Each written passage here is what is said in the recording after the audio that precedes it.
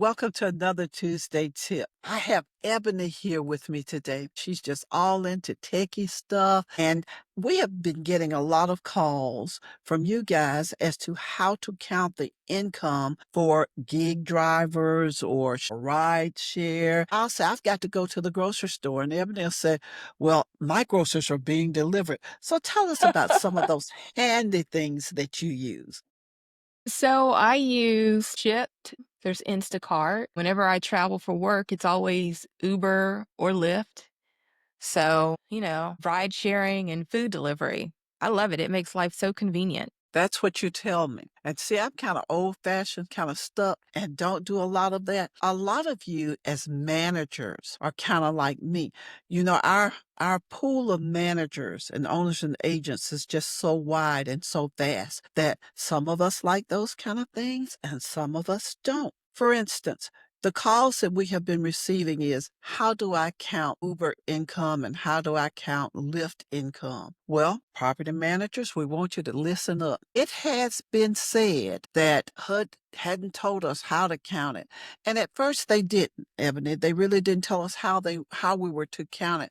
But now they have told us that we're supposed to count it as if it was an independent contractor, because so many of our managers were having so much trouble trying to get third-party verification from Uber or from Lyft or some of those other convenient services that you use. Yet it was so easy for our residents to pick those up as jobs or part-time jobs. Uh-huh. So even though you have convenience on one end, it was presenting a problem for you guys, our managers on the other end. So we want you to count it as self-employment. Chapter 5 of the 4350.3 Handbook, paragraph 5-6 tells you about income, and it tells you about counting the income for a business. So our residents, even though they don't think that they're in business, they're actually in business. And because of that, we have to treat all of those things as if it was a business. So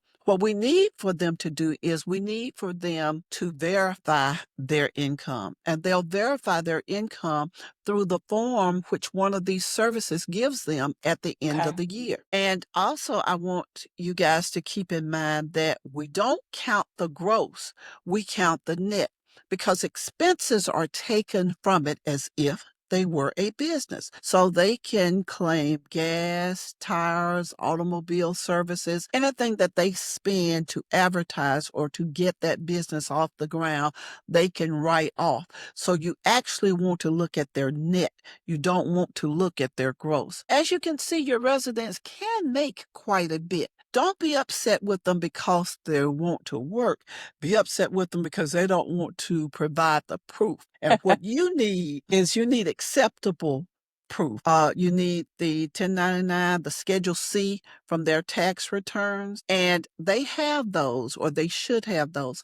If they don't have those, they should at least have the form that one of the major companies sent them for taxes, because believe me, those companies aren't going to pay their taxes for them. So no tax return, it's kind of like no income. You can get a notarized affidavit if they want to estimate their income. You can get an affidavit stating if they disagree with the amount of the income. Uber also provides what's called a 1099K, but you still need to figure out what else you need. You still need to get along with your resident enough for them to bring you the expenses to show the money that they make. Remember, only the business portion is used, so they can count or discount it for the car expenses, but they should have that already broken down on their tax return. There's a tip I want to tell you about. If they start driving, you can use their first few months because they might not have gotten enough or obtained enough to get a 1099.